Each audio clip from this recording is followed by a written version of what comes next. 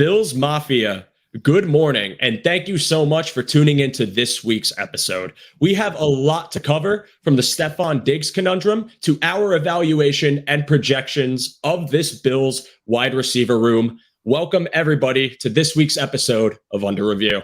Previous play will go under review.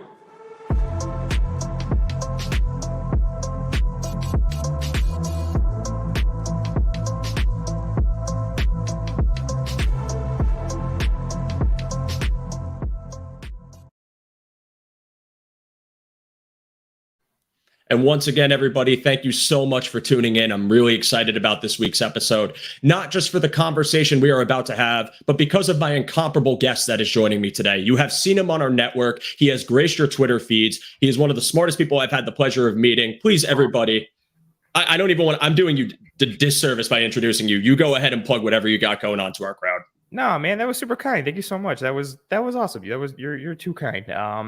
I'm Anthony from Cover One. Find me on Twitter at pro__ant.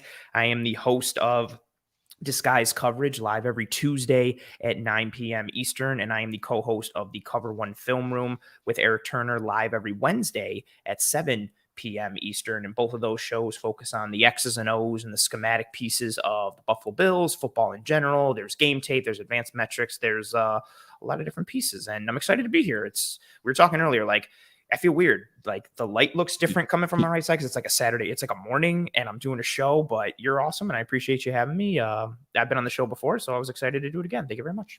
Yeah, absolutely, man. You're always welcome here. Any one of the Cover One guys. And I figured when we're going into a deeper discussion about such a, I guess you could call it, controversial position group, given the news of this past week and just the discourse over it in general, having the film mind here is what I've wanted. And first and foremost, yes, RJ, I slaved away over iMovie, tweaking it a million times. We finally have an intro on this show. Royalty-free music was a really surprising issue as far as trying to find it, not even just for locating it, but finding one that I liked. And I figured this was the most neutral, some chill wave. It's Saturday morning. I don't want to, destroy eardrums with metal music. But welcome, everybody. Thank you all for joining us today, being in the comments section. Before we begin our discussion today, I would just like to ask all of you, whoever continues to join, whether you're watching this live or after the fact, to please drop a like on this video, as well as all of the content on Cover One. It helps us get to the forefront of all of you Bills fans' feeds and helps our channel grow as a whole. And also, you can check the description, as I have put a link to the Cover One Premium Pass. You can subscribe to that, join the Premium Slack channel, be privy to some cool news, as well as some great discussion on the Bills.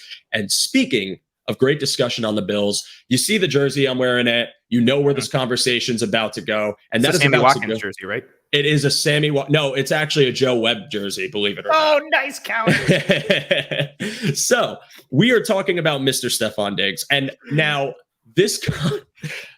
I did not think I'd ever drop Joe Webb's name on this show. That was Shout a out great to Mr. counter. Webb. Yeah, so fun fact real fast. I got to interject before we go into it. I went to Jets game a few years ago, and this was after we traded Watkins and when Joe Webb was like the third string. So we duct taped Joe Webb's name on my Watkins jersey. Smart. Bills legend, Joe Webb.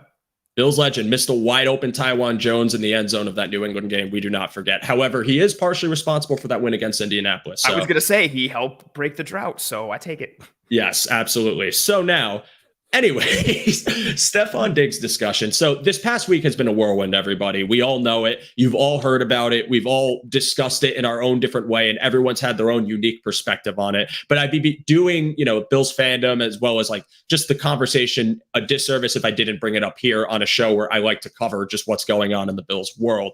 Yeah. The Stefon Diggs situation was certainly unprecedented, at least for how this current Bills regime runs. You were so used to that locker room being on the same page mentality. The culture is always preached here. And then you have mandatory minicamp occur and one of your team captains does not show up for the first day. There's a lot of ambiguity. A reporter asked Sean McDermott, "Are you concerned?" To which he responds, "Yes, I am very concerned, but I do want to stress he was asked if he was concerned." And that clip following the question circulated the internet, but the question leading into it did not get as much attention, which is why I stress he was asked, "Are you concerned?"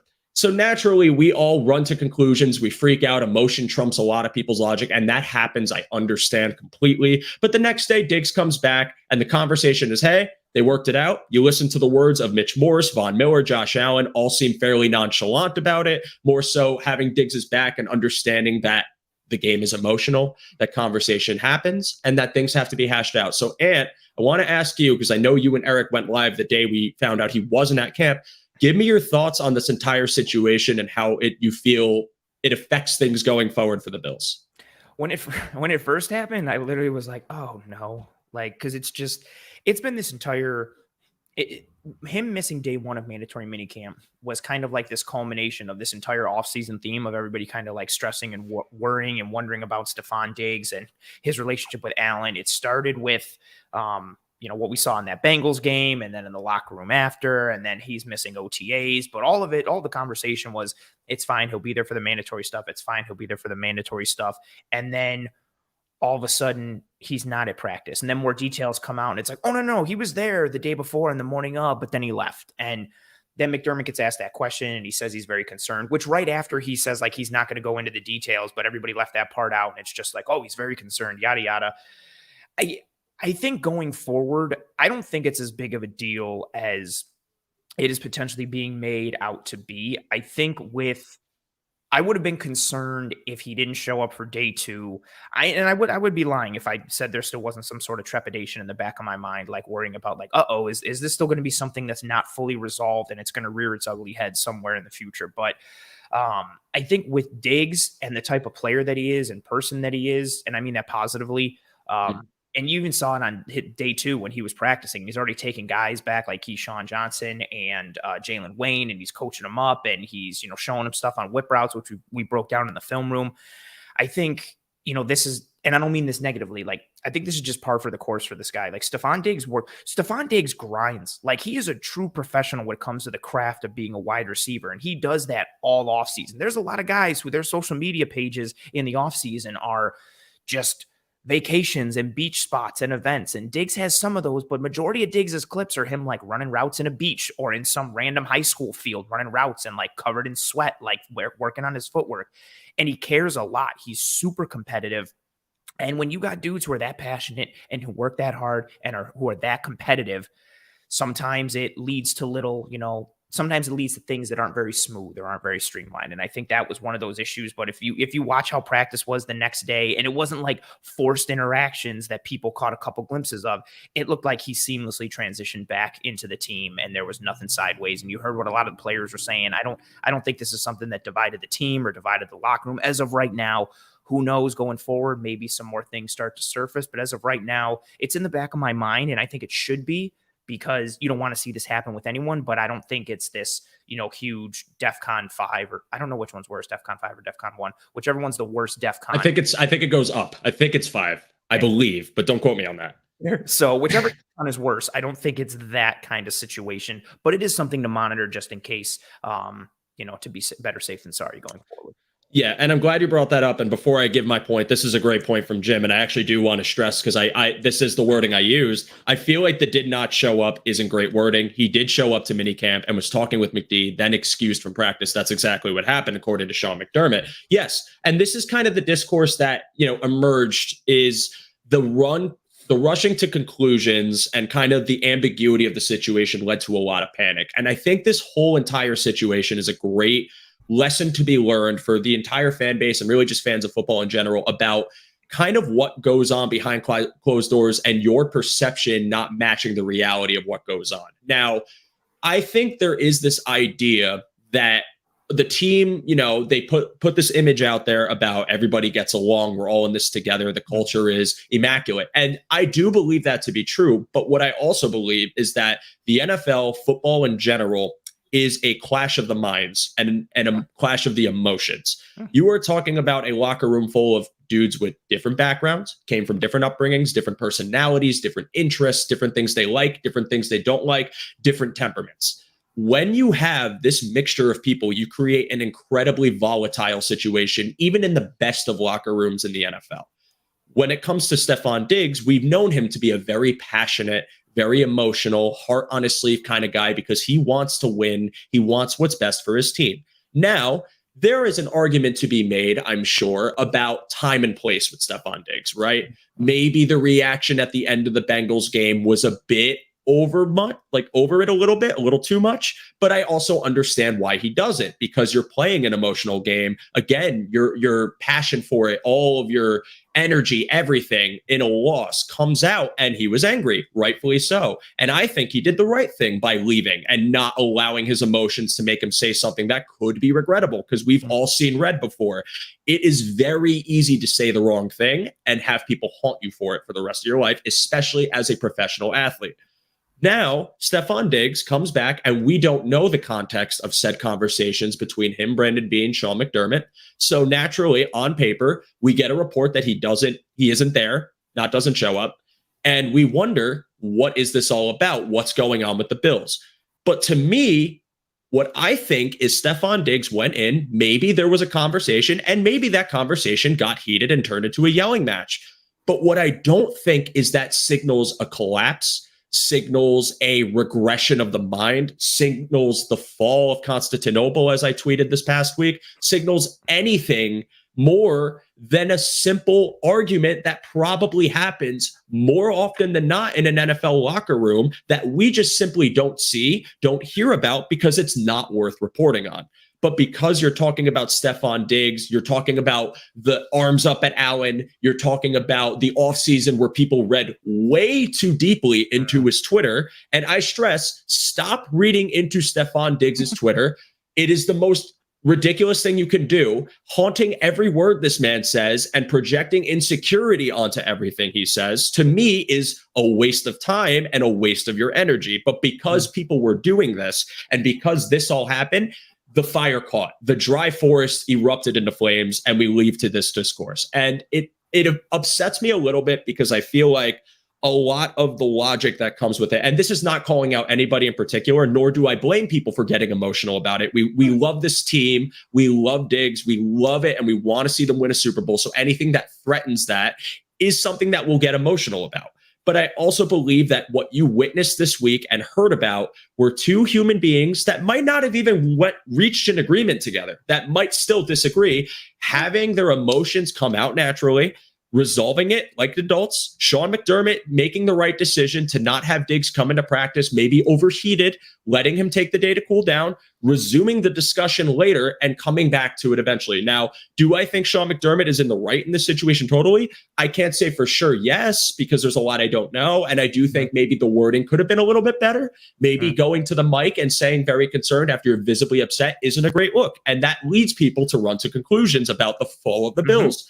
But what I also think is this happens. We all have family. We all have friends. We all have people we share a bond with, and we will argue with them, and we will get emotional, and we'll say things we regret, and we will yell. But guess what? We're still friends. We're still emotional. I have a couple of knucklehead friends in my living room right now who are visiting for the weekend. Do you know how many shouting matches I've gotten with them? And yet they're here because they're my best friends. Stefon Diggs and Sean McDermott probably, as far as we know, do not hate each other, do not loathe or hate each other's guts, but they probably disagreed on something and had a natural argument. And it's led to now Diggs coming back to practice because he cooled down. They all cooled down. Everything moves forward, and he will be at training camp. And we should move on from this, because I think we are wasting our time speculating. And as long as this team puts a good product out on the field and there's no reason to discuss this further, then I think we have nothing to talk about. So, Ant, do you have any final thoughts on this matter? No, I think the way you wrapped it up there makes a lot of sense. Like, as if the Bills start winning, no one's going to care, and everybody's going to forget about everything, because winning cures all, as people always say. I will say with everything, it's just like, for me, I still do want to know, like, what conversations did they have the couple days leading into him leaving the facility? Like, what was he frustrated about? Why was he frustrated? And then why was he still frustrated to the point that, you know, he was already at the facility? So that's what gave me a cause for concern on the other side. Like, I wasn't so much as concerned when they were like, oh, it's not that he didn't show up, he was there. I was more concerned, like, okay, but why was he there and still that upset that he had to leave and not stay at practice? And then I do think there is some of the, you know, McDermott the next day saying like, oh no, he was excused from practice. And then my thought is like, okay, well, why not just say that the day before? But then I get it. There could be, then you're opening up a whole nother can of worms if you say like he was excused from practice today, because then people are gonna be like, well, why was he excused? Like, is it personal? Is it on the field? Like, what's going on? And even some of the things that Josh Allen said on day one, saying like, he led off by saying like it's not football related. And then later, like a minute and a half, 2 minutes later, started saying like, hey, we're gonna figure out like what's going on and what's bothering him. And I was like, but you just said it's not football related. So I thought you knew what was going on. Do you not know what's going on? I still think there's something there under the surface, but at the end of the day, once you start playing football and once the pads come on, I think everything starts to resolve itself. And if this team wins, it'll resolve things further.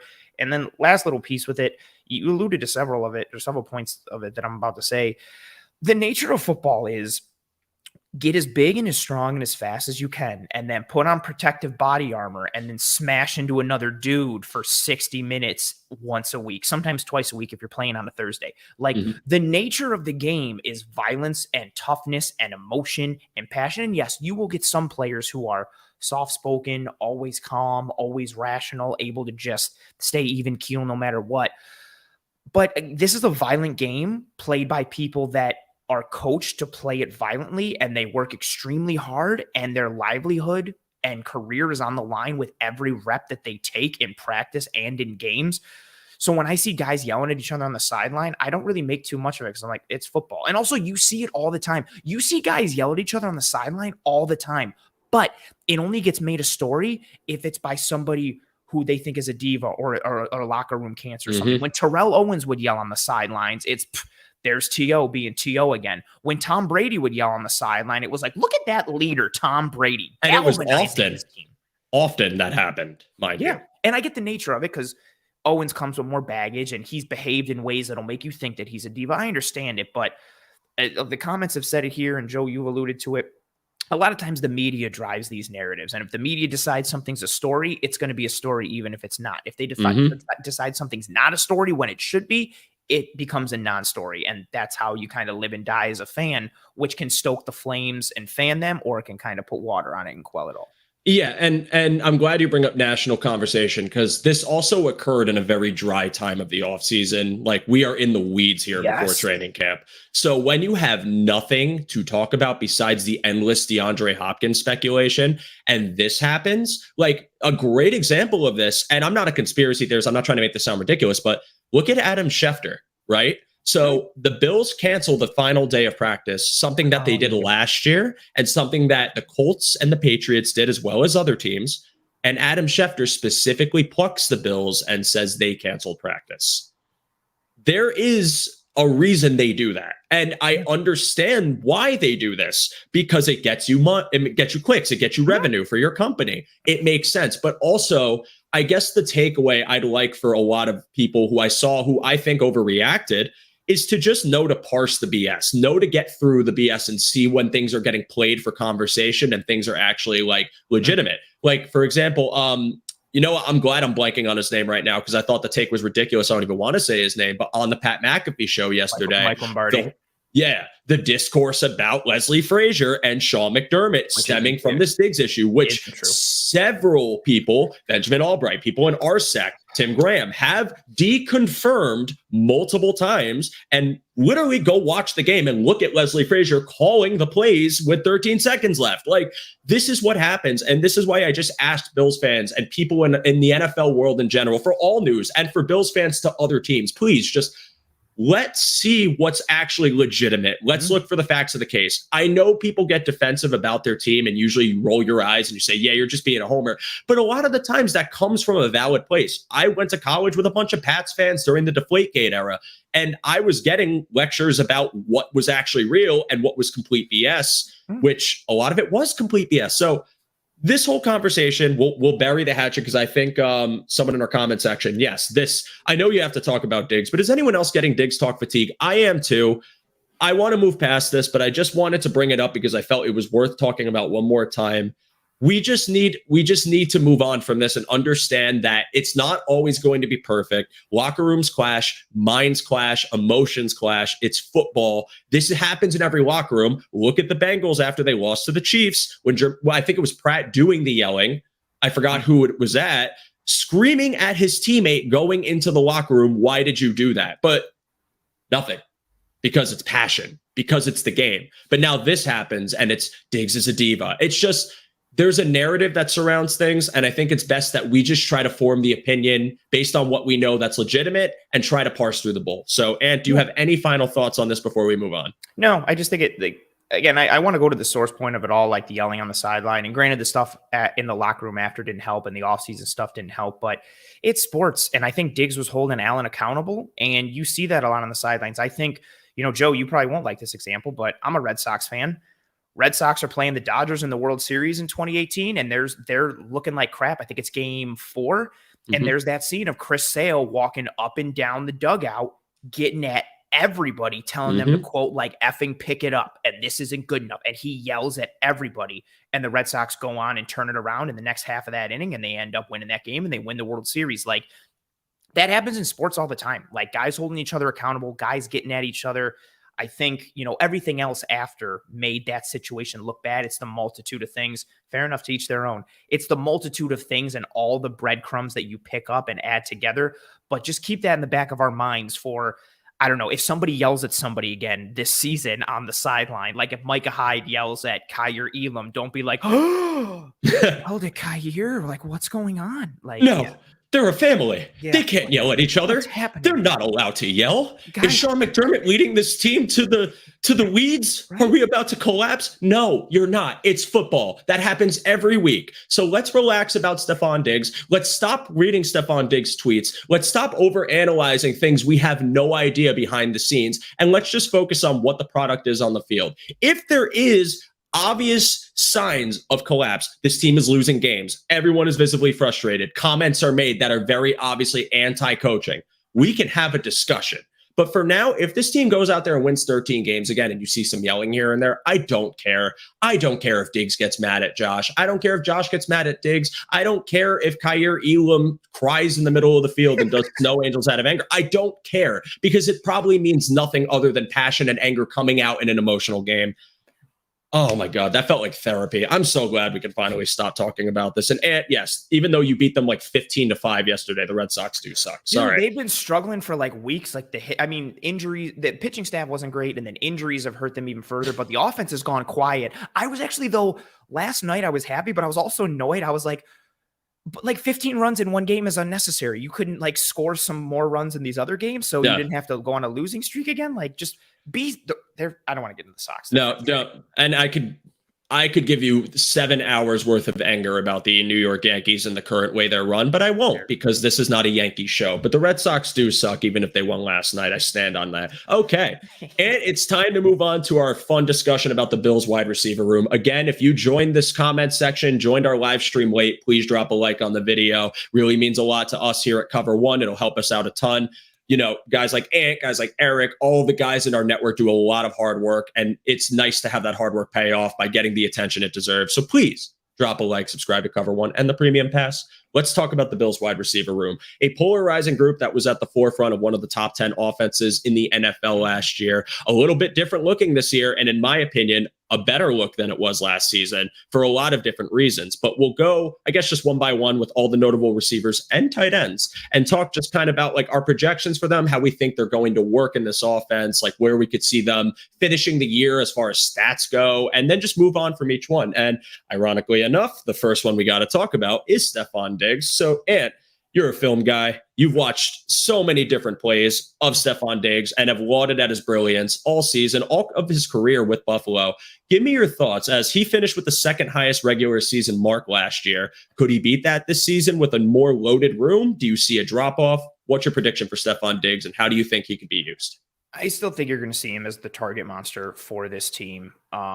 You look at what he did last year, regular season and postseason, 166 targets. I believe each of the last 3 years he's been in the top 5 in targets. 2020, I think he led the league, and then 2021 he was top 5, and last year he was top 5 again. Like, that's not going to go away, and rightfully so. He's one of the best wide receivers in the entire NFL. You could make a case for him if you think he's top 3, top 2, maybe even best in the NFL. I wouldn't go that far, but he's absolutely tremendous. He and Allen have a very good connection on the field. So I think from a target share perspective, he's still going to stay there. I think you're going to see him towards touchdowns are always a tricky thing to predict. And he had 11 of them last year, which was a very strong output.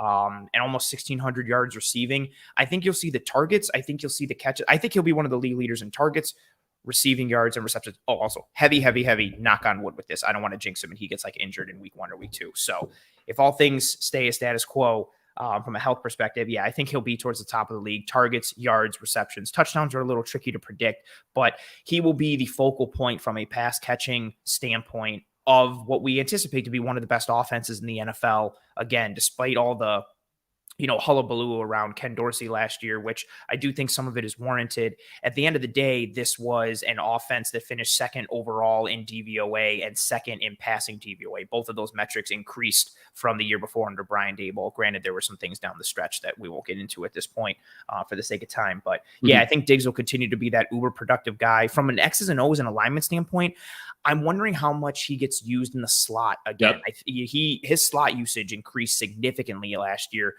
from the year prior to 34.2%, which again was an outlier versus how he'd been used previously. A lot of that stemming from the Bills not having consistency in the slot without Cole Beasley. I think ideally they'd like to keep Diggs outside more. I think Dorsey will play with some dials and use Diggs in the slot from a matchup advantage standpoint when he can and when he needs to.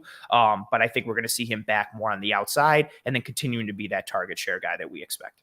Absolutely. And I agree. And I'm looking at it. Yeah, he had 581 wide snaps, 260 in the slot. And as far as returning receivers goes, because obviously Sherfield had more, that's the most. Shakir had 160 and Gabe Davis had 135. So Diggs was really I guess you could call it the primer to try and get the ball moving more into the intermediate part of the field, because it felt like, one, losing Crowder really blew. It really put like a wrinkle into things. I'm not saying he would have been all worldly like Cole Beasley, but you were starting to see in those opening weeks of the season kind of the chemistry building up with Allen and Crowder. And Crowder looked, mobile. He looked quick on his feet. He looked like he was getting open. So I think over the course of the season, just given what I saw, I was expecting Crowder to have a vital role in the offense, maybe not put as heavy as yards or touchdowns as Cole Beasley did, but be serviceable enough where this offense had the versatility to really do whatever they wanted to you. But then he goes down. Isaiah McKenzie inherits the role, which I thought he deserved at the end of training camp last year. He had a very good camp, but didn't work the way you wanted it to. He just wasn't getting himself open enough. He wasn't as sure-handed as you'd like him to be. His speed was really his greatest asset, but I think his most value in this Bills offense was really being a gadget guy that you can get involved in screens or maybe handoffs or more tricky style of offense versus being a pure slot receiver. Now Stefon Diggs has a little bit more in the room with him, where now that it feels to me, his slot usage might not go down an astronomical amount, because I think having Diggs line up in the slot gives you just so much to do on the offensive side of the ball. But also I could see it more as being just like, now you can versus have to get things going and have some new wrinkles in your offense. But yeah, last season, if you include playoffs, he accrued almost 1,600 yards. He's still as good as ever, even turning 30. I'm not worried about any sort of drop off, maybe in touchdowns, because I feel like the Bills have established themselves in a different way for the red zone, where now you're seeing more of like this power style with some more solidified interior guards that maybe we can just run the ball in those short yardage situations with guys like Damian Harris or Latavius Murray, or maybe we got a Dalton Kincaid to work the red zone a little bit better. I could see touchdowns dropping, but I don't think yards per reception or yards really drops off too much for Diggs. Do you agree with this? Yeah, it's even wild. Like, he's had double-digit touchdowns every single one of his years in Buffalo, 10 in 2020, 10 in 2021, and then 11 last year, regular season and postseason combined for those. But again, that's always such a tricky metric to piece together. But I think they do have more red zone options and versatility now, like especially from a matchup standpoint. Like if you can get Dalton Kincaid lined up on the outside one-on-one with a linebacker or a safety or a nickel corner, like, okay, cool, like take it. And then especially like you mentioned, the great call with Harris and Murray, like you've got guys who have shown tremendous success in and around the goal line and in the low red zone. And that's always my preferred option. I don't like to make it complicated down in the low red zone. Like just run the ball. Like I want to be nastier. I either want to be bigger or more violent than you. And I just want to run the football. I don't want to get cute and have to throw it. I'm just going to turn around, hand it to my running back, and I'm going to mash somebody, and we're going to get 2 or 3 yards and score a touchdown or 5 or whatever it is. But yeah, I think his role, his nature in this role, I think Ken Dorsey did a good job of utilizing Stefon Diggs last year. I know his target share dipped a little down the stretch, but overall, he's going to be that guy for this team again. And I really just want to see what they continue to do with him in the slot, because 2020 he was in the slot 31.5% of the time, which was so his first year in Buffalo, and that was by far his greatest usage rate since his second year in the league, when he was in the slot 63% of the time. But then in 2021, it dropped down to 20.9% and then jumped back up to 34.2% last year, which again, a significant change. Yeah. I think you'll see more. I like what you said. I think you'll see more putting him in the slot because we want to do this thing right now, instead of being like, well, we have to, so he's got to live there. But again, he's going to put up, if you're looking at it from a fantasy standpoint, he's going to put up top 5 wide receiver numbers. He's going to be a wide receiver 1 for your team. He's going to be wide receiver 1 for the Bills. He will continue to draw coverage. And actually, if Dalton Kincaid works out, you might see more opportunities for Stefon Diggs, because if they have somebody else that can pull double teams away from Stefon Diggs, or if Gabe Davis is healthy throughout the year last year and he keeps doing his thing where he's splitting 2 high safety looks and he's getting vertical and you have to shade him over the top and help out, maybe Stefon Diggs gets some more opportunity to work in the interior of the field or more one-on-one opportunities. So you could even see an uptick from overall numbers, but either way you slice it, he's going to continue to do what he's done his first 3 years in Buffalo. Yeah, and I akin Stefon Diggs' slot usage to how I view Josh Allen's running, right? So Stefon Diggs is want to get you in the slot. I don't want to have to get you there. Allen is I want to run the ball with you, but I don't want to have to do it. It feels like the Bills have addressed both of those this season, right? So you added Dalton Kincaid to be your midfield guy, the guy that can take linebackers over the middle, take away some of the stress of your vertical threats, not make this offense become one-dimensional, and just really get a guy who's capable of getting open with his feet, so Allen doesn't have to force things and maybe has his layup option along with his running backs that could potentially help him with that.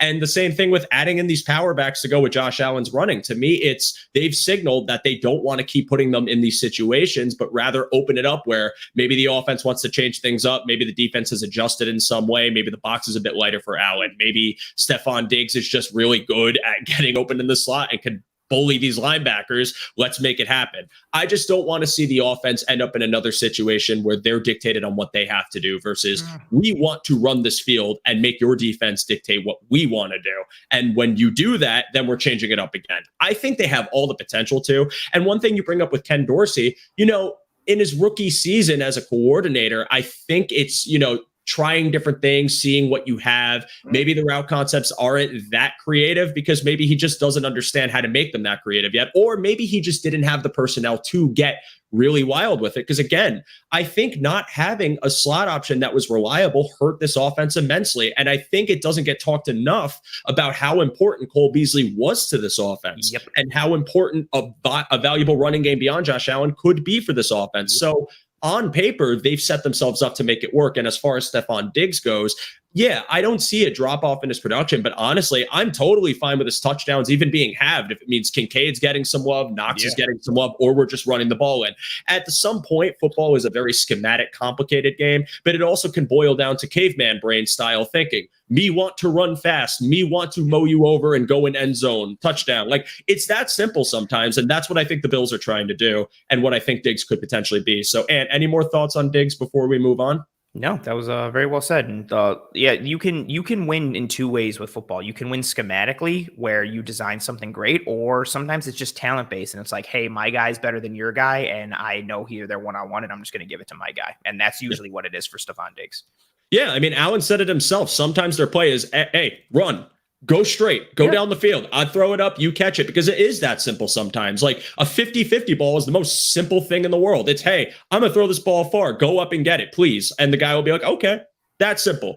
Like, we overcomplicate it. And trust me, I have a lot to learn when it comes to the schematic component of football, but I could see certain things where I'm like, oh, hell yeah, they just wanted to run that shit. Like, it's just so obvious. And also, I'm trying to find it. This is a good comment from RJ. I want to talk about this with you, Ant, because I know you've brought up Dorsey and some thoughts on him. So what is your take on this? Because I feel like one criticism I do have of Dorsey is it feels like he has things that work. Like, let's talk about the running game and specifically the game against New England in Foxborough, right?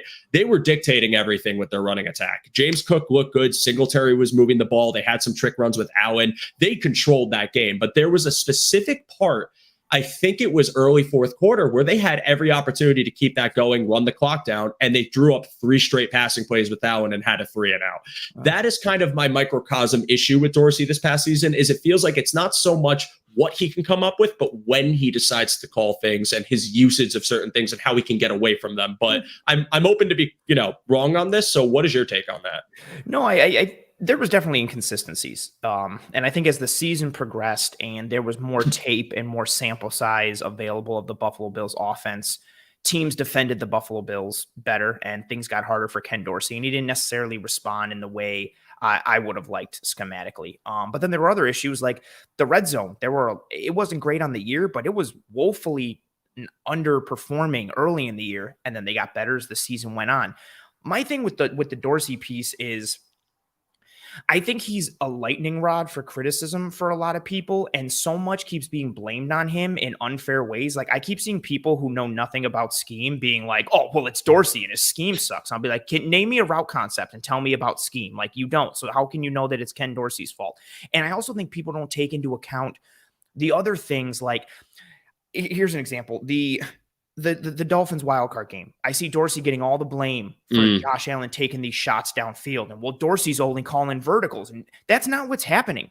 Like, if you watch the tape, it's not like everybody, they're just running 4 verts downfield. There's other players that are open. Josh Allen is choosing to go downfield. Not to mention I know, right? Not to mention some of those decisions that Allen is making to push the ball downfield are actually the right decision. Based on coverage, Miami was forcing that hand, and Allen made a bunch of good throws. Khalil Shakir dropped a beauty from Josh Allen, like 30, 40 yards downfield. Knox dropped a touchdown. Bang. Gabe Davis dropped one up the sideline that was the right call. Like, I think so much is being put onto Dorsey in the way that I just don't necessarily agree with. And I'm not saying he was perfect. I'm not saying he was great. I started criticizing him in early October, but I think people also forget how hard they were on Brian Daboll the year before. I think people also forget how sluggish the Bills offense was in the regular season in 2021. Everybody remembers the 13 seconds and how explosive the offense was in that game and how they performed against New England the week before. Think of how sluggish they were down the stretch against Atlanta and against Carolina and against the Jets again. Like, they had some ugly wins where they were sluggish. Granted, weather played a role. So I do think Ken Dorsey can get better. I think he has the opportunity to get better. I would have loved to see him lean into the run game more because the Bills' run game was successful down the stretch. And I do think he has areas of opportunity in order to properly, use what he has at his disposal. But I just think for last year, people don't take Josh Allen's decision-making into account. I also don't think they take into account how poor the offensive line was at times. There were a lot of concepts that were open downfield, and Allen couldn't get to them because he was already getting flushed out of the pocket. The Detroit game is filled with those. Isaiah McKenzie is running wide open on a deep over, and you're like, oh, why isn't the ball being thrown? And then you look into the backfield, and Allen has his back to the line of scrimmage because he has to spin out of a tackle because, Spencer Brown got beat around the edge, and Allen's running for his life already a second and a half or 2 seconds into the play. And then you take the wide receiver grouping, which I don't think was bad last year, the pass catchers as a whole, but I don't think they were as dynamic as they are this year. So I think year 2 is a better litmus test. We'll see what he is. And again, this isn't me saying he's perfect and that he's above criticism, because again, I started criticizing him in early October, but I think a lot of the things that he's getting blamed for aren't necessarily his fault. And people are just using him as kind of like the scapegoat of like, if something goes wrong on the offense, oh, well, I saw people when Allen was making these ridiculous decisions in the red zone and throwing picks, people were like, well, it's because Dorsey's not putting him in a position to succeed. And it's like, I get that to a degree, but also Dorsey didn't make Allen throw that ball right at a defender and get intercepted. Like, so it's a lot, as it is with football. It's very rarely one person or one thing's fault. There's a multitude of variables that lead us into the avenues that create a problem and a solution, which is why solving problems and why winning in football is so hard, because it takes a lot of things. Everything has to go right. And I'm really glad you said that perfectly, because you brought up a bunch of points that I was going to say and then covered them. So I appreciate that. All right, I hear this all the time. No. That's like, great. Doors, like, oh man, Josh Allen threw like the Miami one really gets me, because well, Dorsey's doing nothing but calling deep shots, especially the people who also come and say that and say, he needs to use Knox better. There's all these clips throughout the year, especially the back end of the year, of Dawson Knox like open in the middle of the field, and Allen looks at him and is like, nah, I'm chucking it deep. And then it's incomplete or it's an interception. And everybody's like, horrible play call by Dorsey. That's not the play call. The play call was fine. Allen chose to make that decision. Or where Allen, there's also ones where Allen has Knox, but guess what? He gets pressure from the man lined up over Roger Saffold, so he has to escape to his right. And Dawson Knox was going left, so now Allen can only chuck it downfield and see what he can do. There's all these things that go into any play working, and so people just dumping all the failures onto Dorsey. The same way people always dump the failures or successes of a play on a quarterback, I think is too much. It's never one person or one coach or one thing that is the problem. Sometimes it can be, but with regularity, it's tough. And yeah, again, great points. And this is part of that whole thing I said before about the emotional response versus letting logic take over. And this is why I'm one of those people who I did this all the time growing up watching football, because all I had was just what I saw on the game tape, right? Or not game tape, like the game itself. I wasn't watching film broadcast. So I'm seeing a play happen in real time. I'm trying to find blame for what went wrong. And it's when the success happens, you blame the player, or you credit the players. And when it fails, that goes directly to your offensive coordinator, because it's so much easier to just blame an individual versus understanding that nuance exists. And there's a million different directions that your blame can go. And also within that, everybody loves Josh Allen. Nobody's going to blame Josh Allen for something going wrong. They're going to blame Ken Dorsey. The same way, as tough as this Stefon Diggs piece was, everybody was blaming Stefon Diggs because nobody's going to blame Josh Allen. Like, he's Josh Allen. He's the quarterback. He's the face of the team. Everybody thinks he's this great, humble guy. Nobody wants to blame Josh Allen. And even when it is Josh Allen's fault for something, I think that emotion, to your point, goes into it as well. And it's understandable. Like, I completely get it. But it sometimes can lead you astray, to your point, when you're thinking of it from an emotional standpoint.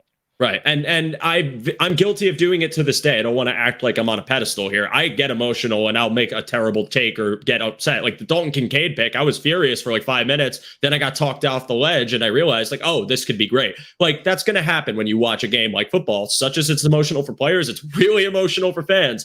So with this whole thing, I agree with you, Ant. I think Dorsey isn't perfect, but there's certainly things you could point to and be valid criticisms of Josh Allen, of Isaiah McKenzie, even some of the receivers, like, or the offensive line. And the Cincinnati Bengals game, by the way, I went back and rewatched a lot of it. That interior line, I'm telling you, was the catalyst for all the failure. The failure. Like, I know Allen wasn't perfect that game. There are throws he missed, but you also have to understand, like, your protection is bad. Your whole mental landscape as a quarterback changes. It changes everything. You have no comfort in the pocket. You do not trust your protection. You have no idea if someone's coming from the right side, left side this play. And that affects his decision making, but also it affects Dorsey, because Dorsey's not going to have the confidence to call certain things, because he's like, you know what? Exactly. And this literally happens in football. They'll look at their play sheet and be like, can't run this. I can't run this. I can't run this because I don't have confidence in my guys to execute. This takes some blocking. This can't happen. Like, oh, that's very, thank you, Sophia. I appreciate you. Yeah, like that affects Allen's decision-making and his confidence and his emotions. It also affects the play calling. Like, that's why there's so many things that go into any one piece to make something work. That's why, like, everybody dumping it out. If you want to say, like, well, I think Dorsey was 40% of the problem in this and this, I'd be like, okay, I get it. But so many people are acting like every problem is 80% Ken Dorsey's fault. And that's where I think we're really getting into the weeds. And I have one more point on Dorsey before we move on. Go for it. I wanted to grab this comment from RJ, who says the OC is responsible for coaching the QB, did not take risks like that. Understandable. With Dable, Josh never threw red zone picks. Daves could rein Josh in. I think that's fair. I think Dorsey and Allen are a little bit like, they both want to go for the throat. And so when Dorsey needs to rein Allen in, instead, they're both like, yeah, let's go harder. But I want to grab the last comment saying a lack of play action and motion I wasn't a huge fan of. I know the Bills could have been better in that area, but in 2022, they had a 44% motion rate, which was 19th, but just focus on the percentage. So in 2022, they had a 44% motion rate. In 2021, they had a 39% motion rate. So from a percentage standpoint, they had a 5 percentage point increase in motion from 2021 to 2022. So more motion in 2022. And then as far as play action, they had a 20% rate in 2022.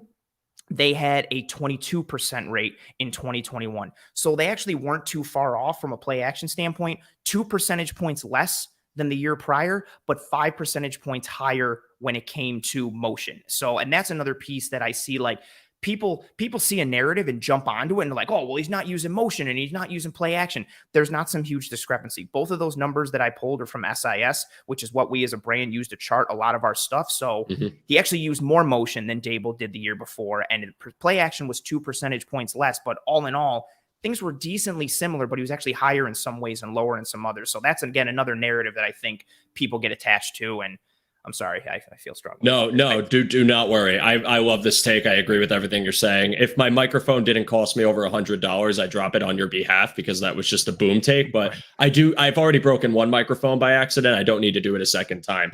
I appreciate RJ in the comments. We've done it on Disguise coverage, like where he brings up things on Dorsey and we go back and forth. I appreciate. I didn't want RJ to feel like I was calling him out or anything like that. No, yeah. I mean, it's all a topic of discussion. And listen, like I agree with everything you're saying. I'll go back to just the emotional component and thinking that, we had these same takes with Dable. And I think with Dorsey, we're being very harsh on him. And I think a lot of that comes from the pressure of the window, which I don't think exists. As long as you have Josh Allen, you're always going to be competitive. I think this idea of this team has not won a Super Bowl yet. The team is now in the prime of their, run, I guess you can call it. And now everything that doesn't go perfectly is getting criticized and is under a much larger microscope. And again, it's very easy to blame an individual when you don't actually know the truth about what went wrong, which a lot of us don't know right away. That takes time to learn. So you need the immediate satisfaction of blame, which goes to your coordinator, which goes to Sean McDermott, which goes to Josh Allen. And there are times where it's completely valid and fair, like when he gets away from rushing, when it was working and tries to pass and makes Josh turn the ball over, or puts Josh in a situation where he turns the ball over, better wording. But it's also, hey, 6 things went wrong on this play. Roger Saffold did his best lawn chair impression and fell on his back, and now there's complete penetration up the middle, and Josh has to run to the right, and there's a receiver open, but because his feet aren't planted, the throw's a tick off, and it gets intercepted. Like the Bengals game again. Some of these throws Josh was making on paper would have worked had he had like an extra second, but because he was rushed, the ball comes out early, the ball comes out inaccurate, the throw is behind, the throw is in a bad spot. It literally takes this much for something to go wrong, and a lot of that can be from protection. So just Dorsey needs to prove that he can really adjust, get things going consistently, have those easy buttons for Josh. I agree that he can put him in better positions, but I also think when something goes wrong, there could be 7 reasons it went wrong at once. And let's move on to Gabe Davis. And Dorsey gets involved in every episode, no matter what. Even this week, right? How many people were like, "Oh, Diggs probably doesn't want to work with Ken Dorsey. That's why he's upset." Oh my God, dude, no truth to that. No truth to that. Please just don't listen to people until you have the facts. That's all I'm going to say. Like if I go grocery shopping and I want, like, I'm trying to buy something and they're sold out, and I'm be like, "Oh, this is Ken Dorsey's fault." Like, I commented on Disguise coverage once. I was literally playing Zelda and playing your show in the background, and I literally died in the game while you were talking about. So it's just like, Ken Dorsey. Yeah, sure. If I could put myself back in New York, I'd be like, "What do you mean this express train is going local? Thanks a lot, Ken Dorsey." Like, no, forever. Like, Ken Dorsey is Metro North and everything that goes wrong in your life. Gabe Davis, 56 receptions on 106 targets. I accounted for regular season and playoffs. Can't deny the playoff numbers. 982 yards, 8 touchdowns, 17.5 yards per reception. Lined up majority of the time in the wide 885 versus 135 slot. His wild card game versus Miami, the playoff success was continuing at 113 yards and a touchdown, an average 18.8 yards per reception. A very interesting thing came out about Gabe Davis yesterday, and I'm sure you saw it and probably want to elaborate on it, but it was discussing his route tree and then his success versus man and zone coverage. I'm trying to remember what he actually calls it. Reception perception is the name of it. I actually had it queued to share on my screen and it went away. So please excuse me as I try to pull this up because I think it's better to actually have the visual here. There we go. Do it. So yeah, you could see he made watched his tape, watched the routes he ran, and then determined the ones that he had the most success with and the ones that he didn't have success with, and then kind of calculated the percentages versus man and versus, it's press. So this was something I thought was interesting because I remember Eric then elaborated further on this and kind of expressed that it didn't really add in total context to Gabe Davis and what he was asked to use, and brought up a point that kind of blew my mind, which is a lot of the routes these receivers run aren't meant for anything besides just running something, because that might not be where the ball is going. I hope I'm quoting him right. Eric, if you watch this, please forgive me if I misquoted you. But Ant, what are your thoughts on this chart, and what are your thoughts on Gabe Davis and his potential for next season? So just on the chart itself, I don't know too much about the reception perception thing. Like, I don't know, like, if these are all numbers like just from his, and I'm not saying it's wrong when I say arbitrary, but like I don't know if this is just his arbitrary system that he's judging success by. Like, is it based on something else? But it is an interesting chart, and I do think there is some validity to it. But I don't think you should see a chart like this and have it make you think like, okay, so for instance, like he's got a 50% success rate on comebacks, right? Which is red, which I believe is bad. I don't know if you should necessarily take that and be like, well, he can't run comeback routes. Right. Like, he's a horrible comeback route runner. And I think a lot of and I know Eric has said this before, like, and I second this notion, Gabe's usage, it's tough. And here's where we get a little bit of a chicken and egg scenario, right? Like, he is used as that vertical player. He is used as that guy who stretches the field. I mean, last year there were, I think the numbers are 2. There were 102 players who had just wide receivers, 102 wide receivers that had at least 20% of targets last year. Gabe Davis was tied for second in yards per reception at 17.5. And then his average depth of target, he was tied for first at 16.8. He is the downfield vertical guy. And now you can look at it 2 ways, right? You could look at it as he's being used that way because he wins downfield, or because that's how they use him schematically, as the clear out guy, where he's not going to get targeted, but he's pulling defenders out of zones and other guys are coming back into that vacated space and he's creating opportunities. Or you could look at it on the outside or the other side of it and say, well, he's being used in those ways because that's the only way he's good. He's not good at these other technical routes. They have to use him in corners and outs and posts and go routes because he's not good at anything else. As with always, I think it's a bit of gray and it's a bit of both. I don't think he's the most polished route runner. I don't think he's the most, refined wide receiver, but I do think he's better than he gets credit for. I think he's fine as a wide receiver too. I think he's more of a low end to a mid tier at his best wide receiver too.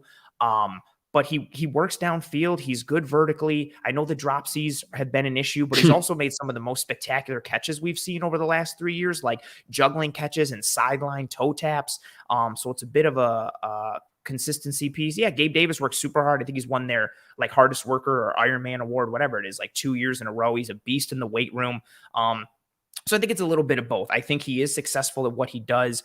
But even with running go routes and verticals and posts, I think people see those routes as like more simplistic or easier to run. They still take nuance. You still have to pace that route properly. You still have to angle it properly. And Gabe Davis does that. There's plenty of clips where he's just running a go route, but the way he attacks the corner and his footwork allows him to breeze past him and get the corner all turned around and create an opportunity for himself downfield. So again, I think it's a bit of a chicken egg in addition to this in and of itself, which is a little muddied because I don't know where Matt's pulling his numbers from. But I think it's going to be tied to where his strengths are, how he's used schematically, and how those two things coalesce. Yeah. And one thing you brought up about, because I agree on Gabe being like a middle 2 to potentially higher 2, though, because I do think one of the things with him was when he sprained his ankle early in the season. Absolutely. I think him missing the game, coming back, and also trying to run on that. He wasn't 100% himself for a couple weeks after that. I think it's very obvious. He was playing on one leg in Baltimore in the rain on that one angle because he had to, because everybody else was banged up, and he gutted it out while he literally couldn't run routes. He couldn't stop. No. And like, again, I talked about it last week with the defensive line episode. Those ankle injuries, those calf injuries, those toe injuries, they seem minor when you hear about it, but they are way more of a lasting impact than people think. Just because someone comes back to play from a soft tissue injury doesn't mean they're themselves. It means they're a body and they might not be ready to go. And Oliver's a great example of that. With Gabe Davis, I think our discourse as him being a 2 would be a lot different if that injury doesn't happen. And I know I'm playing the shoulda, coulda, woulda game, but at the same time, if Gabe Davis plays against Tennessee, if Gabe Davis plays against Miami and Baltimore as a fully healthy receiver, he finished with about 863 yards. We could be talking about a 1,000-yard receiver from a wide receiver 2. And I think when people see the arbitrary 4 digits, their whole mindset changes.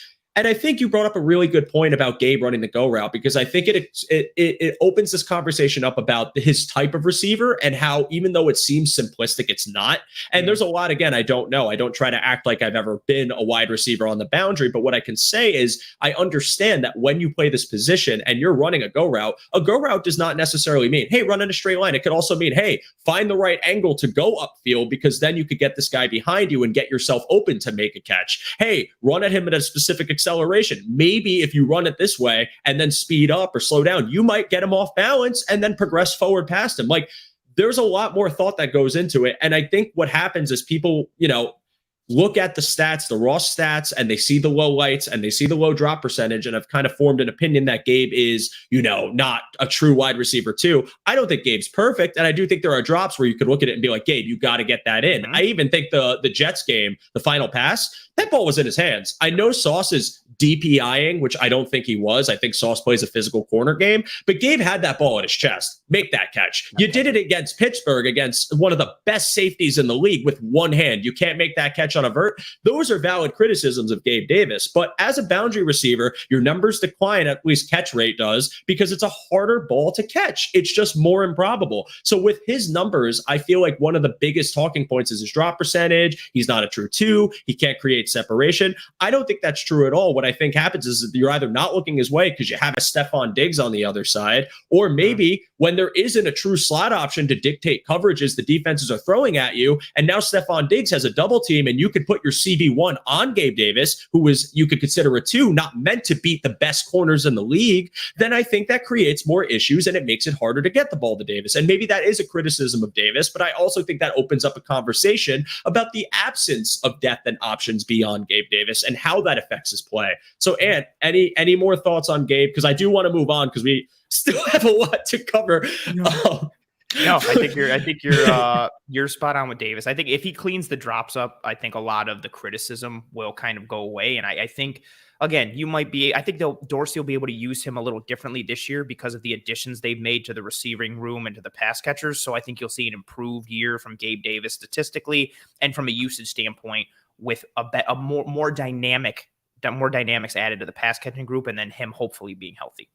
Yeah, and final thought, I think Gabe replicates the numbers he had, but not in a way that is discouraging, but more the product of more offensive production around him and maybe less passes from Josh Allen that get him into that, maybe even a mid 700s to early 800s range, maybe like 6 touchdowns. But it's not because he's not performing or not on the field. It's because there's just so much variety in this offense that the numbers really kind of take a dip for that reason.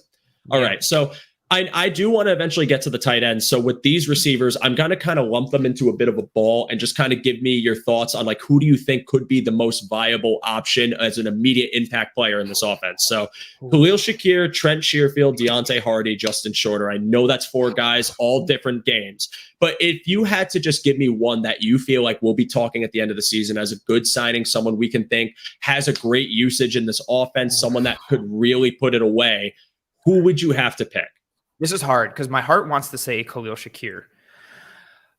My brain, from a schematic and a usage standpoint, I want to say Deontay Hardy because I really like his skill set and what he can do. But my brain also says he's had injury concerns, and I don't know if he'll be able to buck that trend.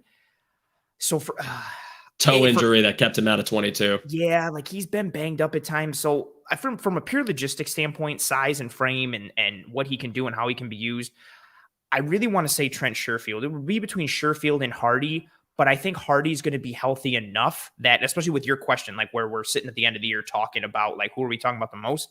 I think it's going to be Hardy. I think he's going to make several plays throughout this year that everybody's just going to go, whoa. Like, he's either going to run some really crisp route or he's going to burn somebody downfield for like a 50-yard touchdown or have some really nice catch and run play, or he's going to take some jet sweep and shake somebody and take it 45 yards for a touchdown. I think he can provide, and because he'll have less of a workload with the rest of the talent on this team, I think he'll have the touches in the game where he provides kind of like some popcorn worthy plays because of the explosivity he has, the sharpness that he has, the burst that he has.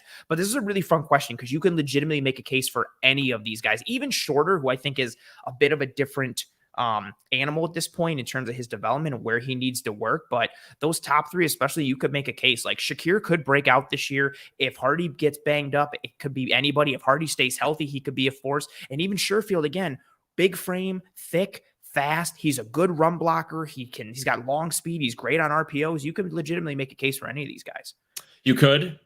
Deontay Hardy would be my pick if the injury concerns didn't exist for those reasons you mentioned. I think he's an upgrade over what Isaiah McKenzie brought to the table. I think he gives you the ability to line up anywhere. He's versatile, 183 wide snaps to 105 in the slot. In 2021, I pulled those numbers from the year prior. And I think when you talk about kind of what we can get creative with in this offense, I think adding in like a pure burner speedster that not only can run left to right, but up and down like Deontay Hardy, and he's proven it both ways, is someone that could provide a good element to this offense. So if he's healthy, it's Deontay Hardy for me. And he's a much better route runner than he gets credit for. People see him as just like, oh, a jitterbug, and he's fast. He runs really technical quality routes. He's got good feet. Yeah, and the same can be said for Sherfield, because I think, again, McKenzie didn't live up to the slot rule we'd like for him. I think adding in Sherfield and Hardy were kind of contingency moves to keep the slot train going no matter who's in there by getting someone who's productive. And Sherfield's proven himself there before. But I'm going to say Khalil Shakir. I think year two of Khalil Shakir gives him a bigger role in this offense. I think he was a rookie that obviously failed on his blocks, that ran the wrong routes at times. But towards the end, you saw a little bit more reliance on him. And then in the Miami game, I know he had a drop, but there was a dependence on Khalil Shakir at times to get a play, and he did. I wouldn't be surprised if the versatility of Khalil Shakir is what's giving him this push to get more involved in this offense, because it's important to remember he's a two-way guy. I know I've used that term wrong, and Thomas has asked me, what does two-way mean? Two-way in my eyes means outside. Both ways. I mean, two-way could mean anything with me. It's a great term. I'm going to keep saying it, Thomas. Yeah. Just keep saying, make it a thing. If you say it enough, everybody else will pick up on it, and they'll know what you mean. So just keep doing you, man. I don't know if he's watching. If he's watching, leave a comment. That'd be the funniest thing ever right now. But 144 wide, 160 in the slot. He did it in Boise. He can do it in the Bills. He needed a second year in this offense to truly take that step forward. The chemistry, again, I made this point a lot of times. I don't think Allen trusted Shakir. And when you're talking about a slot receiver and going from Cole Beasley to now this tandem of receivers that you don't know if they can get a play or get open or be their first read and get the ball out, that matters. And I think that's affected Shakir's rapport in this offense. But now year two comes in, he gets a better understanding of the playbook, a more solidified role. And also he's a guy that can fill in when someone goes down with an injury. Davis sprains his ankle. Okay, that's fine. Maybe we could have someone line up as a starter, but Shakir could take some of these boundary snaps. Sherfield and Hardy missed the bus and couldn't make it to the game that day. All right, Kincaid's our slot guy, but we can trust some snaps to go Shakir's way as well. Shakir, to me, in this offense is what I feel like Ryan Bates could be to this offense. A Swiss Army man that you could line up in a lot of different places and count on for just little plays that you need from them when you need to fill in for somebody. Injuries happen. It's going to happen to someone. Someone might recover but not be 100% and need snap shares, and that's where you plug in Khalil Shakir. He's your guy that I feel like could go in and out, be able to plug in for the slot should maybe Kincaid not be able to play, should Sherfield and Hardy might not be panning out, but also go into the boundary, and I think he's good at both. He's capable of both. He just needs to clean things up with his feet, needs to be able to understand what routes are run, be able to know when to block or maybe not be assigned to block, which I hope he isn't. That, to me, is what Shakir could bring to this offense, and he's why I think would be the most impactful of this group going into this season, with room to be wrong, because I can always be wrong. So, and I want to move on to the tight ends as the last leg of the show today. So we're talking about Kincaid and Knox. I think we should start with Knox and give each one their own little time here. So Dawson Knox, 56 receptions on 80 targets. He obviously had the injury earlier in the year, kind of impacted his production. 685 yards with 11 touchdowns. And he had, 539 inline snaps, 113 wide, and 303 in the slot. What are your thoughts on his numbers? What are your thoughts on his usage this year, especially adding in a tight end to kind of complement him? You know, that's a really good question, because Kincaid, I feel like if we're focusing on Knox, but I feel like you have to talk about them in tandem for how they're going to be used and their usage rates and things. Kincaid he's not a strong blocker, but he's not a bad blocker. Like, I know anytime you hear like, oh, receiving tight end, your first thought is, oh man, that means he can't block. He's a willing blocker and he's functional, but his strength isn't in blocking. Dawson Knox has gotten better as a blocker every single year. And we know the size and the athleticism and the speed. And so it's like, okay, like you can split this guy out. I think you'll probably see more inline snaps from Dawson Knox this year, where he's that tight end that is attached to the formation. He's lined up next to Spencer Brown or Deion Dawkins right there on the line of scrimmage.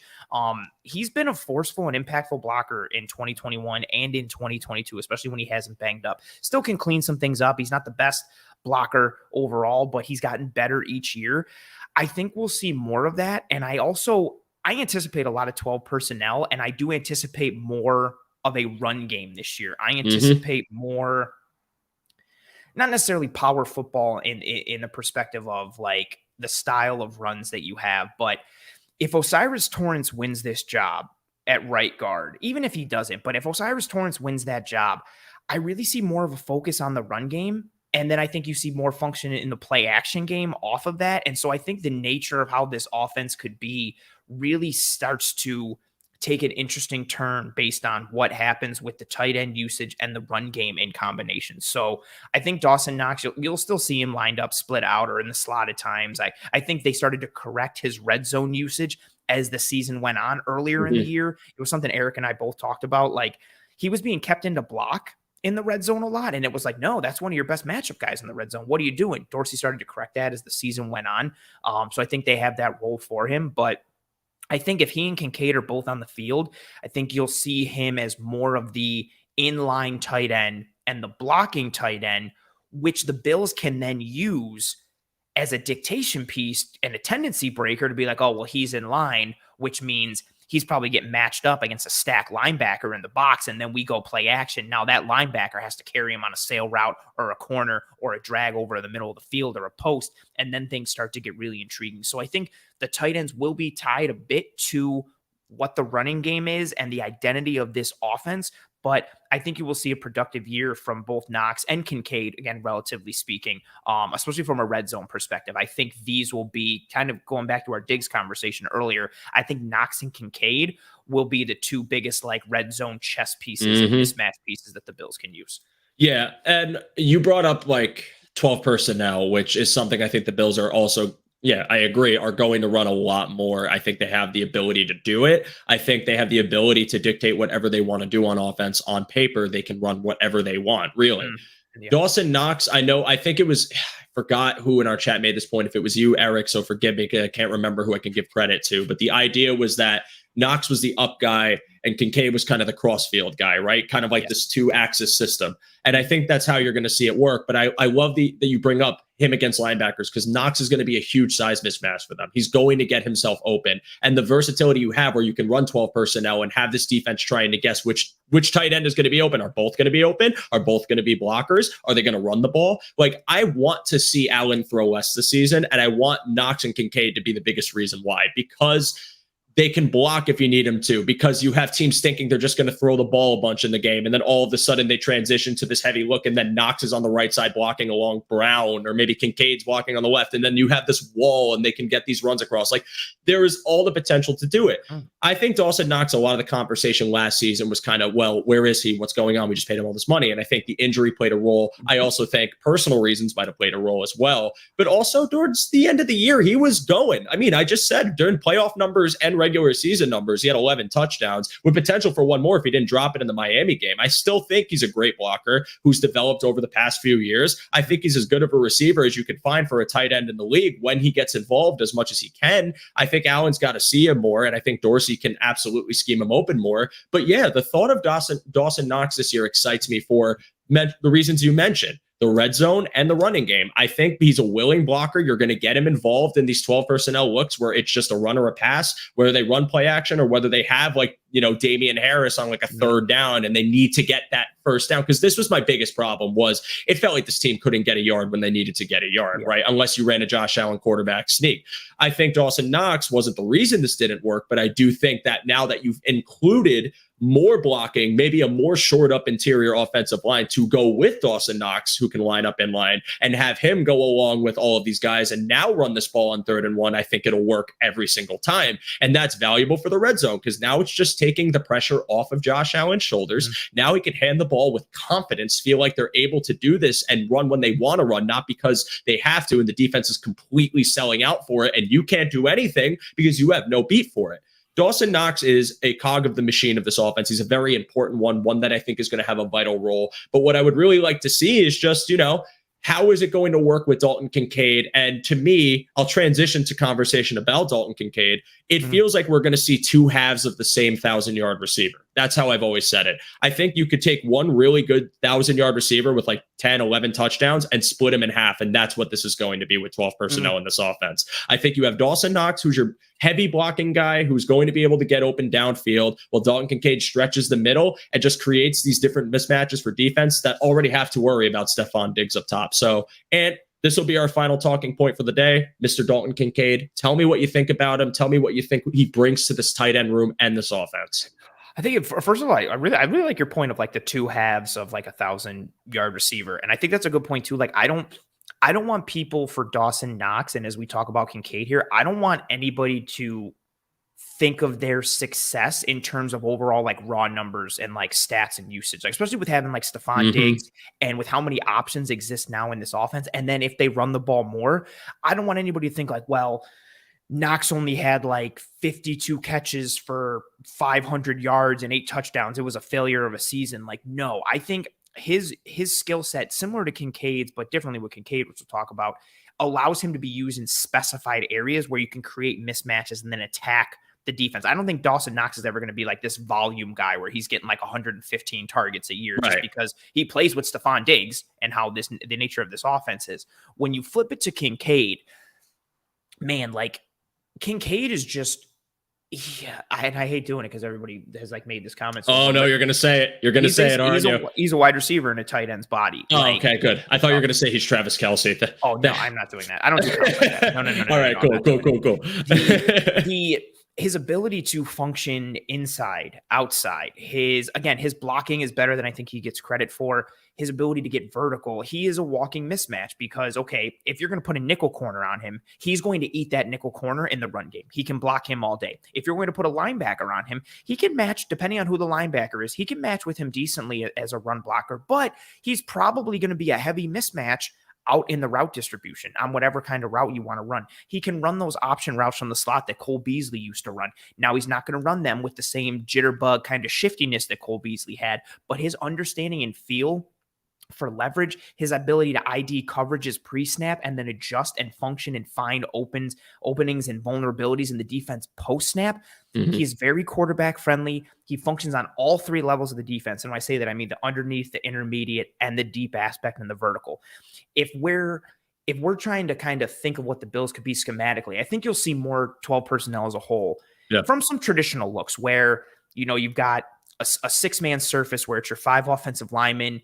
Dawson Knox is lined up next to Spencer Brown on the line, and then Dalton Kincaid is lined up like hipped and attached kind of a little bit off to Dawson Knox, so more of a condensed look. But also, you can be in 12 personnel and be in 11 personnel formations. And when I say that, think of what the Bills would do, where it was like Diggs, Cole Beasley in the slot, Dawson Knox attached to the line of scrimmage, and then Gabe Davis. So you had like a 2x2, but it was 11 personnel. You can run those looks with Dalton Kincaid in the Cole Beasley role. Or you can put Kincaid on the line and put Knox in the slot if you want. Or you can go trips and run a nub formation with trips or a 3x1 traditional formation. You can do that out of 12.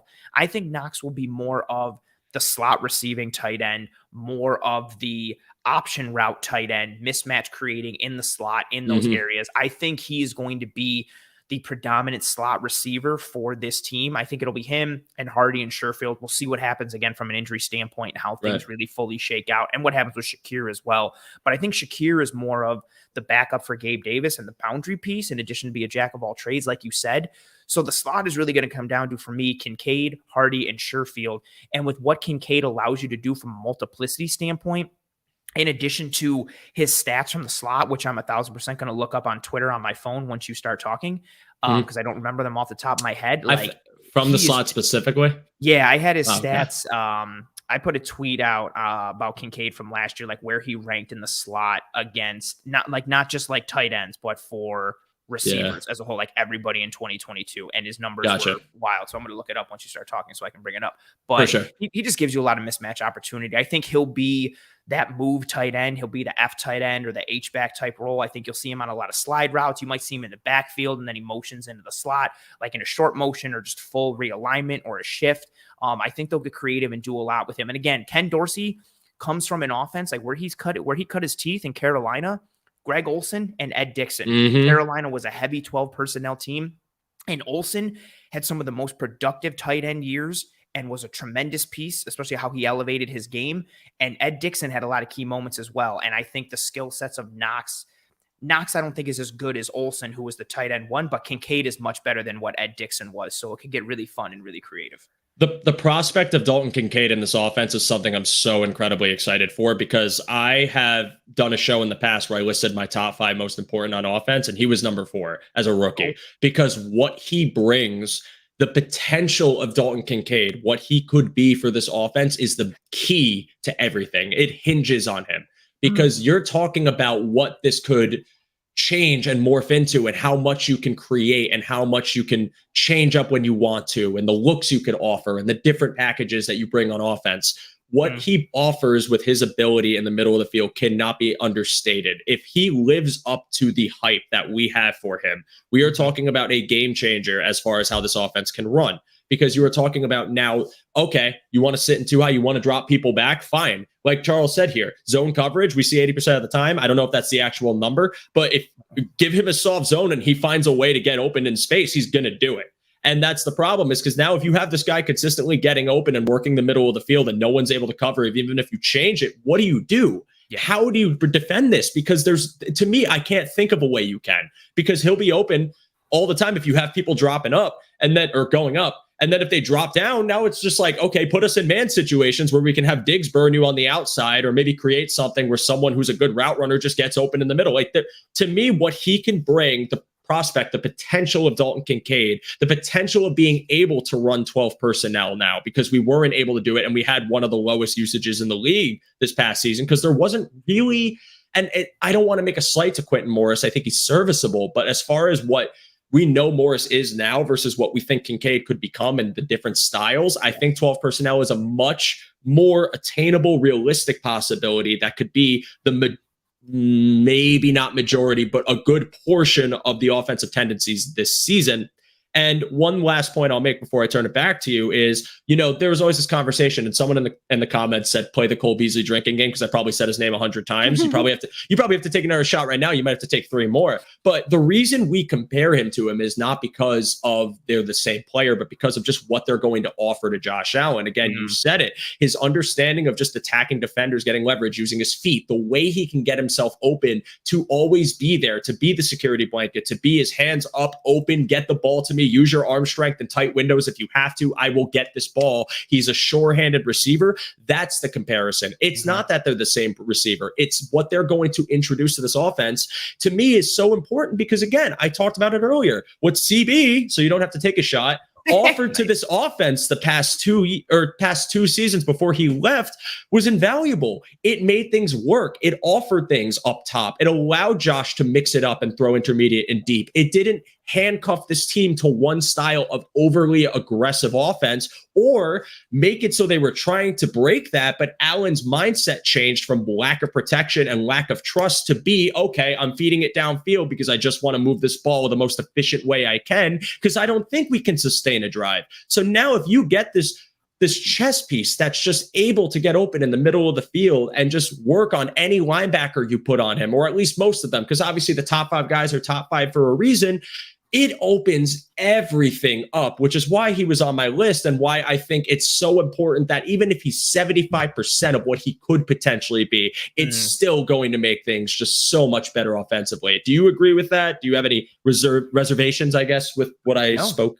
He starts to open up the middle of the field again, which is an area Allen liked to attack with Cole Beasley. And you alluded to it earlier when we were talking about Jamison Crowder. Like, Crowder started to show some flashes, but he was inconsistent even when he was on the field. Isaiah McKenzie was very inconsistent. Dawson Knox still had some dropsies. And then I love that you say dropsies. That's so and then there would be pressure on the interior. And I think that's also part of the reason why Allen's focus, or maybe the offense's focus, started to shift more towards downfield throws or outside the number pieces, because Allen didn't have confidence over the middle of the field because he was missing Cole Beasley. Like everybody that they tried to fill in that area from a pass catching standpoint, not even including the protection issues up the gut, caused him to lose confidence in that area. And then again, tying it to what we talked about earlier, maybe it, tied into Ken Dorsey not wanting to attack that area because he didn't have faith. Like, it's a legitimate possibility to be like, I'm not calling this play because I don't think Isaiah McKenzie's going to catch this ball. And then Josh Allen could be in his mind, I'm not throwing it to Isaiah because Isaiah might drop this ball.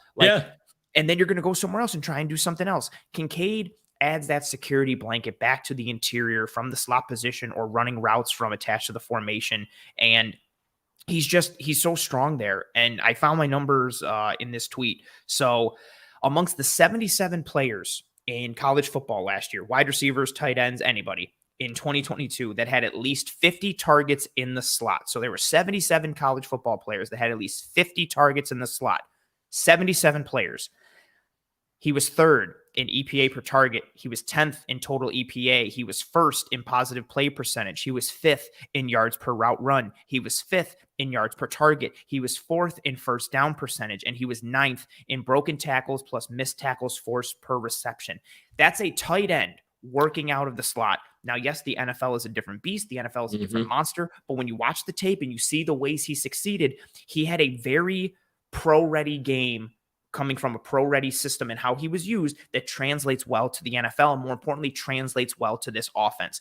It's always hard to predict rookie tight end usage, but I think if you look at him from where he's probably going to play a lot, which is in the slot, it becomes a little bit easier, and then it opens up the world of the run game and all these other things. I think Kincaid, again, I don't know how many targets he's going to get and what the yardage is going to look like, but I think he's going to be a third down guy. I think we might get to a third in Kincaid, or if in the red zone, I legitimately wouldn't be surprised if he had double-digit touchdowns in the red zone this year, just because from a usage standpoint, like if you can create that mismatch, again, what's either going to happen is one of two things for me in the red zone. Either Kincaid's going to be a mismatch against slot corners and safeties in the red zone, or defenses are going to go with heavier personnel, and then you go play action or Josh Allen run game, or you run it down their throat and mix and match with that. But it wouldn't surprise me if, I don't think Kincaid's going to have 50, 60, 70 catches or 80 catches like that, but I wouldn't be surprised if he had 40 to 50 catches and then, 6 to 10 touchdowns, and especially in pinpointed areas like a matchup game. Maybe he doesn't have a touchdown for 3 or 4 weeks, and then he has a game where he has 2 touchdowns in one game because the mismatch is based on the personnel that the defense has. So I think, again, it's another dial that Dorsey can turn up or down based on their opponent week to week, but his skill set is tremendously enticing.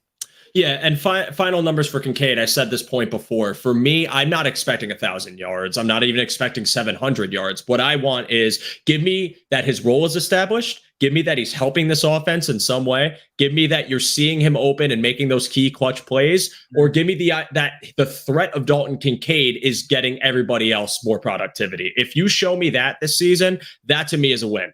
And that to me is worth its weight in gold for the end of a first round pick. I also think as far as past rookie usage rates from McDermott and co, I think it's different with Kincaid. I truly believe that he's going to exceed the norms that we usually have with these guys, because it's also the first offensive player we've actually drafted in the first round since Allen. So it's a little bit different than taking Shakir in the 5th or Dane Jackson late in the draft. These guys are obviously the floor is high. Let's just see what we can get out of them. Or maybe a more developmental type of player. Whereas I feel like Kincaid, like you said, is pro ready. You can get him in this offense. You can get him to work the middle. Maybe his usage isn't high to begin, but it progresses throughout the course of the year because they're seeing that he can get open, that his footwork works. Yes. Maybe it doesn't work right away. But there are still flashes that show you that he could potentially be that cog in the machine and just needs a little time, because tight end is a slow developing position. Although Kincaid's game to me isn't that of a conventional tight end. I think he offers much more versatility than that. Yeah. So my thought going into the draft was, and I said it before the draft,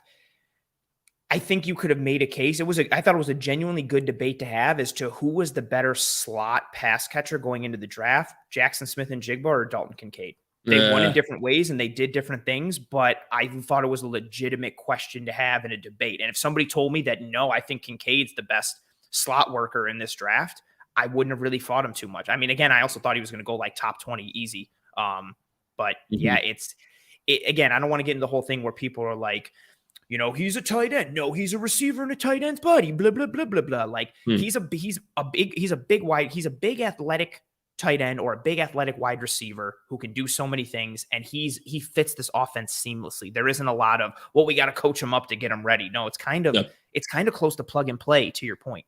Yeah, but at this point by RJ too. RJ, I apologize. We really aren't trying to call you out here. You bring up interesting talking points that I want to address. But Kincaid doesn't get used this season. That's on the coaching staff. Well, let's remember Kaiir Elam, right? And what's come out about him. That apparently in practice, he didn't look ready. That there were times where he didn't understand the plays. Like that there were times where it seemed like he was a rookie, not ready to get on the field. Like we have to open ourselves up to the possibility that this could happen. Like I he said might that on not Twitter. be ready. I said that on Twitter and in episodes in the year because I saw him make mental mistakes in coverage against Miami. And I literally said on Twitter, I have the tweet where I said, how do we know this isn't happening in practice? And that's why the coaching staff doesn't feel confident. So yeah, to the point, I think Kincaid will be ready. But Joe, exactly your point, I don't know, maybe he comes in and just craps the bed in practice every day. And they're like, oh, we can't put this guy out there. No, yeah, exactly. And that could be a realistic possibility for a rookie tight end, especially one that you are anticipating has a big, huge, enormous role in this offense eventually. Like that's a lot to work into. That's also big shoes to fill with what we've seen in the past. There's totally potential that some of the concepts in this playbook might not be embedded into his mind right away. And he might not be ready to go, or he might run the wrong thing in practice, or he might have a drop because he's overthinking it. Like that could happen. It doesn't mean he won't get there, but the progression for him could be slower. Again, slow development position, a lot of expectations. We want him to be pro ready. We're projecting him to be, and I'm confident he could be, but there's always the possibility. RJ, we love you. Thank you for being our punching bag today. I'm so sorry. All right, Ant. So final thoughts today, because this is the total, overarching theme of the episode, apart from therapy and defending of Ken Dorsey. Just give me the broad spectrum here. You don't have to go too specific, but if you had to guess where this receiver room ranks based on what you know now and what you think they will be, where do you see him ranking? I'm including tight ends, correct? Yes, include tight ends. I think this is a top 10 group now with the dynamics that they have and the different skill sets they have. I like the pieces. I think they will, I'm going to paint it with a broad brush on this one. I think they will finish as a top 10 group this year. And again, that's only because I think there's some really, really strong pass catching groups out there, like what the Bengals have and what the Eagles have. I like what the Seahawks did. And there's a lot of groups depending on how you want to rank them. But I think this is a top 10 group right now overall when I look at skill sets and what I think they can be schematically. If all things click, I think this could be like a top 7 to top 5 group. If things click the way they could be. If Dawson Knox is healthy and is able to be used, if Kincaid hits like we think, I think a healthy Gabe Davis helps a lot. I think you could push it as high as a top 5 group, but I think the floor for this group is top 10, which is where I see him now. You got one of the best wide receivers in the NFL in Stefon Diggs, and you have, again, it's not just about overall talent for me when I'm ranking a position group. It's what do they have in their arsenal? And you have a lot of different body types. You have a lot of different skill sets. You have a lot of different frames. You have a lot of different buttons and dials that can be pushed and turned based on the opponent, based on vulnerabilities you're trying to attack. So I think this is a top 10 group with some top 5 upside. Yeah, I'm trying to think of anything I can add to that. I can think of one point because I agree. To me, the upside is top 5, top 10, absolutely. My take is I think they could be the most efficient receiving group in the league. And I think that could hinge on the effectiveness of this new running style offense we could potentially be introducing. If Kincaid, let's say, pans out, let's say he looks really good his rookie year. And let's just say that Torrance wins the job, McGovern is just solid, right? And Brown is, we talked about Spencer Brown a lot, is a good run blocking offensive lineman. That I won't take away. He's a good run blocking offensive lineman. He's a roller coaster in pass protection, though. Yes. He is a tilt-a-whirl. I could go on a separate rant. He's actually my number 1 most important piece on offense. I talked about it a few weeks ago. Tree loved that point, by the way, in the comments. He loved it. Tree gets it. He didn't actually love it. So anyways,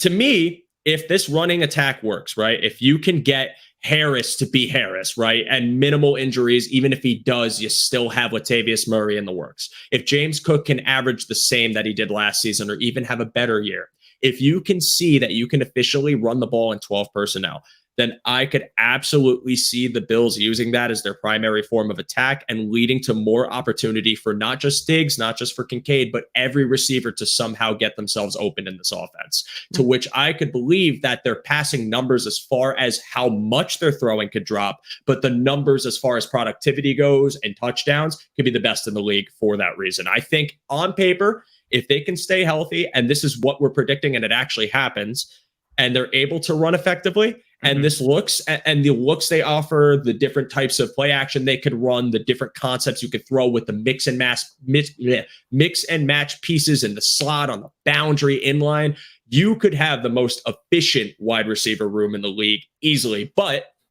gotta stay healthy. And these guys got to know their role, because it's very easy for that to not work. Or they could be a top 10 unit, and that's still a win in my book. I'm fine with top 10. I can live with top 10 because I think top 10 can still win you a Super Bowl. And that's my point. So, Ant, we've had a freaking fun show today. We've gone almost an hour and a half. Actually, we have gone an hour and a half, which is freaking awesome. I love it. You have been a fantastic guest. I love talking to you. Your insight is so valuable. You have any final thoughts today? Anything you want to still say, or we good to sign off? No, I think we pretty much said it. I think this is a group that has a high floor as is, but a good amount of potential to potentially move things further. But I do think there will be some dependence on the offensive line again, and hopefully things are shored up on that end, and just for people never to forget how those two things coalesce. You could have the best weapons in the world, but if you don't have the time to get it to them, then it creates problems. But if we're just focusing on this group, yeah, high floor with a pretty fun ceiling now and going forward, given the youth at that position and some of the opportunity for it. So yeah, it's a good group, and I had a blast today talking about it. Had a blast with you. And again, youth is a great word, because, a lot of people paint the Bills as this old, decrepit team. I don't think it's totally the case. There's old players, but there's also plenty of young talent that's in the works. And maybe it's a layering system where year after year, you bring in some vets and also draft. But maybe that concept escapes some people that don't keep up with the team. But also, Beta Jim, you're on record. We're saying it here alive. You all heard it. Beta Jim, I'm going to go on record saying we'll have the best passing offense in the NFL at the end of the regular season. You have been quoted. It lives forever now. I am holding you accountable. And if you are right, remind me, because I'm 100% going to forget. So please send me a DM or something and tell me that you were right all along, and show me the screenshot. Screenshot it now if you can. I want to give you the shout out if that take is true. And again, thank you so much for taking time out of your weekend to come on this show and talk to me. I had so much fun today. Tell the people where they can find you. Plug whatever you got to plug. Let's hear it. Find me on Twitter at pro__ant. That's pro 2_ANT. I am the host of Disguise Coverage, live every Tuesday, 9 p.m. Eastern, live on YouTube, and then uploaded to all the podcasting apps and platforms right after that. The hows and whys of the Buffalo Bills, football, schematic talks, X's and O's, all those pieces, advanced metrics, and some film as well. And then I'm also the co-host of the Cover One Film Room, live every Wednesday at 7 p.m. Eastern with Eric Turner. That is a fully based film show, breaking down anything and everything technical, and again, schematics, X's and O's, hows and whys. That's where I live. Those are both of those. That's the theme of both of those shows. And then upcoming this week, Wednesday, 7 p.m. Eastern on the Film Room, Eric and I will be joined by Kyer Elam to break down some game tape. So that'll be pretty cool. Don't miss that, guys. That's a huge get. And you're going to hear insight from the starting corner of the Buffalo Bills, hopefully. I was going to say, fingers crossed. Hopefully. But one more hot take from RJ here. Actually, I got to bring it up because this one's fun. Hot take: Shell wins the right tackle job, and Spencer Brown is tight end 3, 6 offensive line. It's like a supercharged Lee Smith. RJ, come on, man. We're trying to be nice. I'm not engaging with that one. That's bait.